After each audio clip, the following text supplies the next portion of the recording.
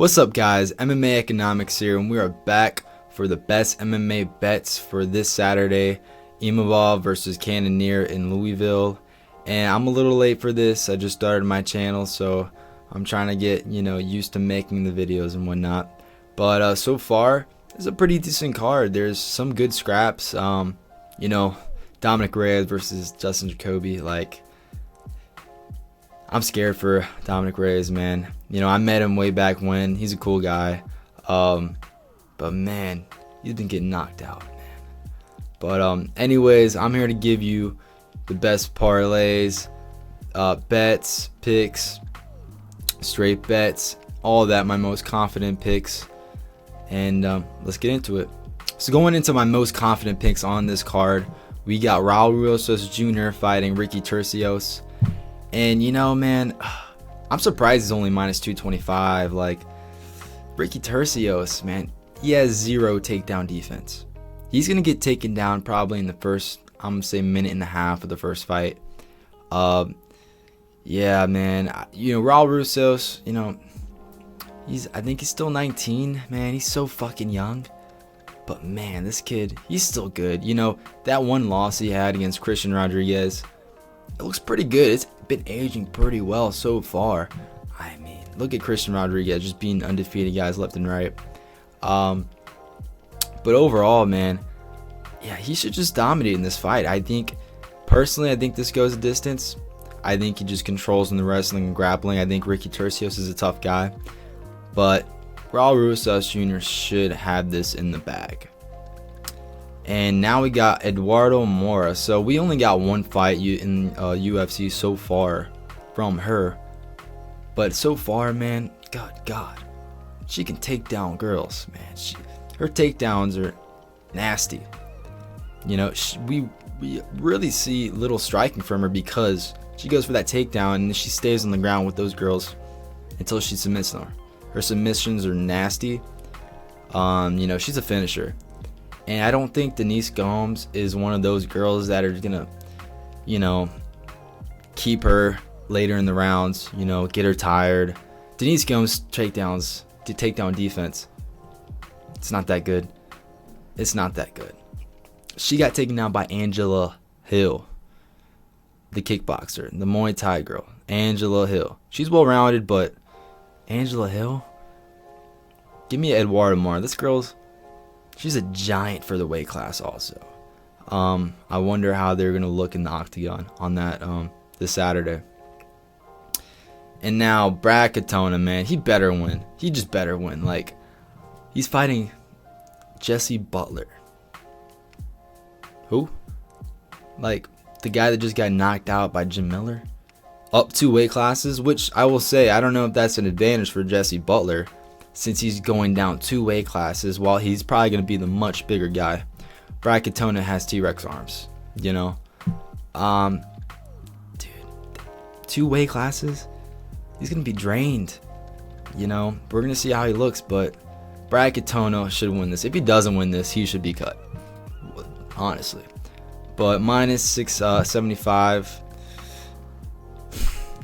he better win. He's a parlay piece, So going on to my lock of the night this Saturday, we got Taylor Lapalus, the Frenchman. This guy's a veteran. This guy fought all the way back in 2015 and 2016 in the UFC. Now he's come back, going 1-1 so far. But that one loss against Fair Basharat, that guy's really good, man. That guy's top 15, I think. Taylor Lapalus, man, he's fighting Cody Stamann, and Cody Stamann is not a bad fighter at all. He does have T-Rex arms also, but I just think Cody Stamann is gonna be the exact fighter like Kyle Loughran, the Irish guy that he fought. I think he's gonna try to push him down, try to hold him down on the fence. Taylor's good, man. Taylor's really good fighting on the outside, and I just think, personally, I think this is a really easy fight for him. I don't think he's going to have much trouble in the striking. He's a way better striker. He's probably going to throw them more numbers. He's a very fast dude. He's got very good takedown defense, and I think he's able to stay away from that mat against Cody Stamann. Give me him. He's my lock of the night. He's my most confident pick. Now going on to my underdog of the night, we got Charles Chuck Buffalo Radke. His first debut UFC fight, he looked okay. He looked average. He did look average. His cardio wasn't the best. He slowed down against Blood Diamond. And his last fight against Gilbert Urbina, he looked like a completely different fighter. You can tell something changed in this camp. Like, he looked like a goddamn Terminator. And him standing at plus 195 against Carlos Prates, which he's a good fighter. He's a good striker. He's got good power. I think Charles got a good chin. I think he can take his shots, and I think he can push him in those later rounds. Get him on the ground, possibly find a submission. He has some very good submissions on his record. Prates, look at his debut win. And it was a good knockout, but it was against Officer Giles. Chinny Officer Giles. Trevin's probably going to get cut. He's probably cut already. And I just think Charles Radke has a very good shot of just wrestling the fuck out of Carlos Prates, man. Carlos Prates, we haven't seen him get really tested fully, I think, just yet in the grappling realm. But he is a good striker. I think he is the better striker out of them. He's definitely the most dangerous striker. But I think Charles Radke has a very good shot. Give me him as my underdog of the night for this Saturday. Now going to my total round props for this Saturday. Starting with Stamen versus Lapalus, man. I think both of these guys are insanely durable. I just don't see a finish anywhere. If anything, maybe Lapalus can get maybe a guillotine or something when Stamen's trying to take him down, but I just don't see it. I think, the line it's very wide. Minus 425. I think this is a good parlay piece, possibly. I think Stamen versus Lapalus goes the distance 9 times out of 10. Give me them for them over 2.5 for this fight. And going to Cannonier versus Imavov now. It is a 5-rounder, and both these guys are strikers. But I think these guys have been looking really good so far. Their defense is good. I will say Cannonier did get dropped by Derek Brunson, a 40-year-old wrestler at that.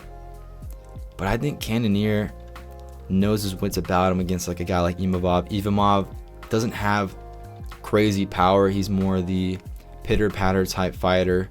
Very fast fighter. Good jab, good 1-2, good boxing, and good kickboxer. But I just think, this goes the distance. I'm pretty sure this will be over 4.5 for the judges' scorecards. And, at minus 140, that's a pretty good line. Personally, I think this will be going the distance. So going to my fades of the night, the fighters you got to be careful about betting. Starting with Miguel Baeza, man. I'm shocked about this line, personally. The dude hasn't fought since 2022, and he got knocked out by Andre Fiallo, a guy that I believe is cut.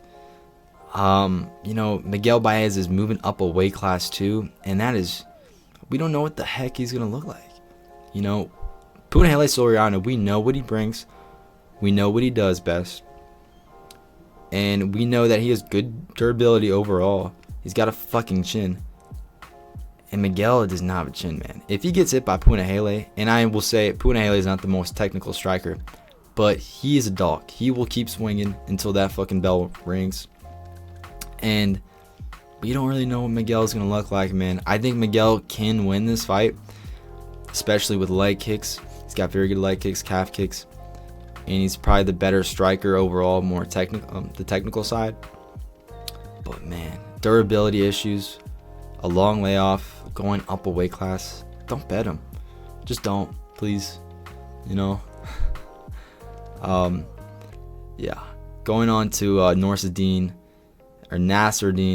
Imavov. Look, man, minus 120. He's fighting Jared Cannonier. I'm not sure, man. I'm not sure still about Nasruddin. He's a good fighter. He's not a bad fighter at all. He's a top 15 fighter. But sometimes, man, he just slows down a bit. And a guy like Jared Cannonier, you cannot slow down on a guy like that, His one win against Strickland aged beautifully. I know it was split decision. A lot of people thought he lost, but he still beat Strickland. That's a very good win. And obviously, if we're doing MMA math, which MMA math doesn't work 90% of the time, Nasruddin lost to Strickland. Jared Cannonier beat Strickland. But I'm not saying that's my reason to fade Nasruddin. I think Nasruddin can win this fight. I'm not sold yet on his 5-round cardio, and I'm not sold because look at his last fight. Roman Dolidze looked like dog shit in that fight. All he showed was his toughness and durability, and Nasruddin just pumped the jab out, and I think he can do that against Jared Cannonier, but I'm not sure if that's enough to beat him in this fight. It might be more of a power versus volume kind of fight, with Cannonier having the power side. And that's my main reason why. Stay away betting Imavov. I think Cannonier is a better overall value pick, especially him being plus money. So saving the best for last slide for this card, the parlays of the night, and starting with the safest parlay. I'm going with Lapilus, of course. I think all my parlays have Lapilus. I'm very confident that you can comfortably beat Cody Stamann. And I got Lapilus, Katona, and Rosas Jr. For my safest parlay around plus 120 win. I think this should hit. This is probably the most safest, towards my opinion, parlay. Now next up, going with Lapilus, Mora, and Rosas Jr. A little bit more juice. Switching out more with Katona. I think Mora, it's just, it is a girls fight, so you got to be careful just a little bit because you don't really know how those really actually go.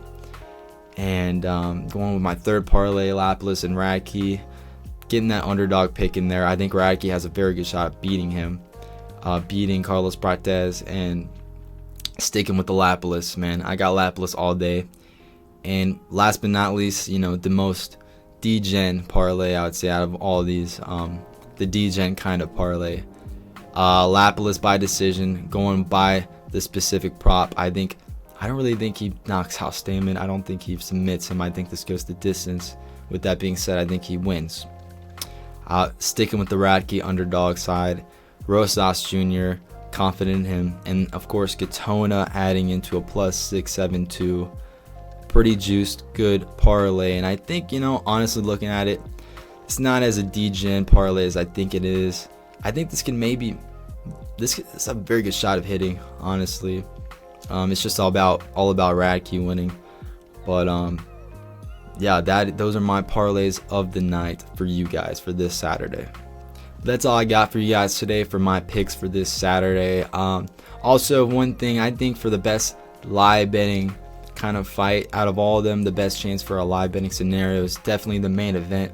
I think the odds show that this is going to be most likely a very competitive fight, and that's two guys that we know very much well, that are top 10 fighters. We know what they're good at, we know what they're bad at. I think it's a very good spot for a live betting scenario. But overall, that's all I got for you guys, and thank you for watching. Please like, subscribe, all that, comment down, and see you guys on the next one.